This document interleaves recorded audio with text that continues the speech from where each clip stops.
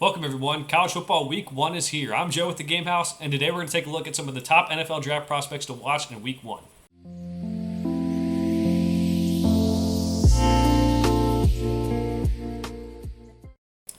All right, as mentioned, we're going to go over some of the top NFL draft prospects to watch in college football week one. As a reminder, you're not going to see all the top prospects. I try to go over one per week. I pretty much give every player 1 week where I'm trying to watch them specifically, so you may not see guys this week that are the top of the tier. Maybe they'll be playing a tougher game down the road. We're going to try to get as many as possible. We'll do 5 a week, so these are the ones to watch in week one, in my opinion. So we're going to start with Cole Bishop, the safety out of Utah. All over the field last season for them. He finished with 83 total tackles, 1 interception, and 3 passes defended. I think he's going to be key at the back end of that defense for them in the season and in this game against Florida. Open up against the Gators. They have Graham Mertz coming in at quarterback. I think Bishop could be a guy who really utilizes his eyes to go watch where Mertz is throwing the football and make some plays that way. But also, I think it's going to be good to see him stop the run, as I think Florida's going to lean on the running game since they have a couple talented running backs. So, if he plays well, Utah can win. I think he can help his draft stock. He's, again, a guy who's just all over the field, is able to fly to the football, shows good pursuit. And I'm looking forward to watching that on Thursday night when Utah plays Florida. Next one up, we have Zach Frazier. He has had struggles over the last few years, West Virginia's had struggles over the last few years, and they can improve the offensive line to help with that. Zach Frazier is a leader on that offensive line. His play helped him earn first-team All Big 12 earners following the 2022 season. At least is voted on by the coaches. We know there's, all Big 12 teams everywhere. The Game House does all Big 12 teams and, all that stuff. So it's good that the coaches voted on him for that. Week one, West Virginia plays Penn State. Penn State has a stacked roster, probably more so than in even the last couple of years that they've had. Plenty of talent on the defense. You got Chop Robinson on the defensive line. It's going to be interesting to see Zach Frazier hold up in pass protection. They're going to have to make some big throws to win this game against Penn State. They're going to Penn State for this game. Neil Brown's offense in the past has been a little bit pass heavy, and Frazier's done well at center, so hopefully he can protect the quarterback for West Virginia and help them at least compete against Penn State. But the biggest thing for Frazier is just to get some good tape against some good competition. You're not going to see too many defensive lines like Frazier is going to be seeing in the Big 12 play. This will be one of the bigger games that he has in terms of helping his stock.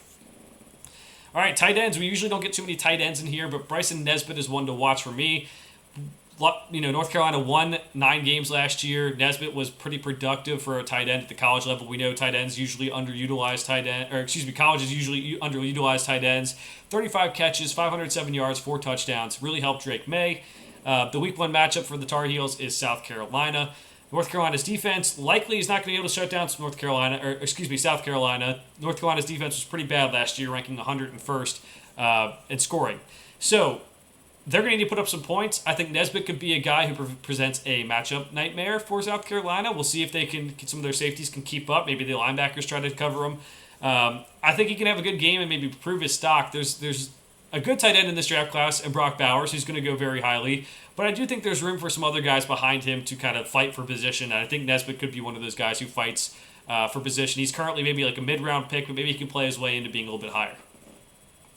All right, Mekhi Wingo out of LSU. So last season, LSU won the SEC West, Brian Kelly's first season. Expectations are higher now. Are they going to win the SEC West again? Are they going to go to the playoff?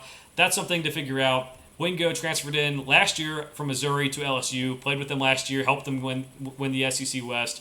He had 46 total tackles, 6 tackles for loss, and 3 sacks. Now, they have won a really big week one game. They play Florida State week one.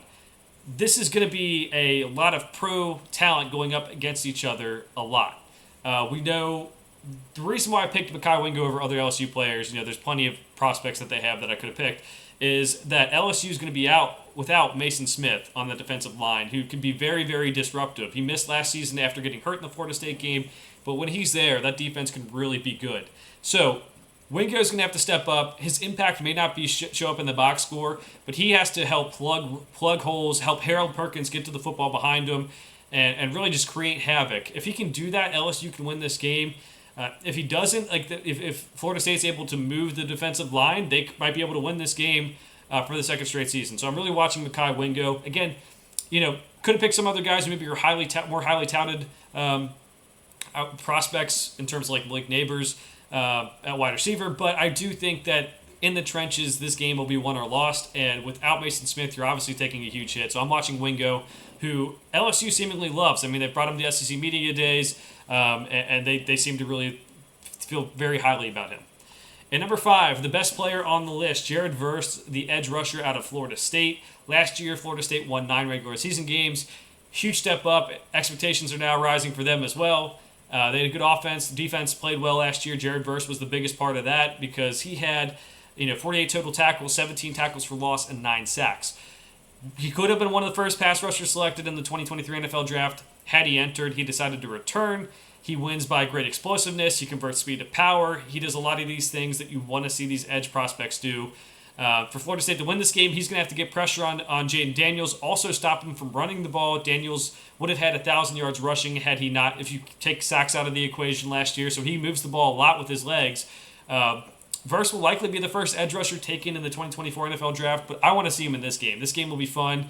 You could also say, like, hey, maybe the Clemson game's bigger, but this game, week 1, I kind of want to watch him. I want to see what he can do. I think it should be fun to watch a guy who had 17 tackles for loss last year go up against an LSU team. Because last year he played well against them too, but it was like, him coming from Albany, and now he's at Florida State for a year, and everyone knows what to expect. So let me know what NFL draft prospects you are watching in college football week 1. Let me know in the comments below. For now, thanks for watching. We'll see you guys next time.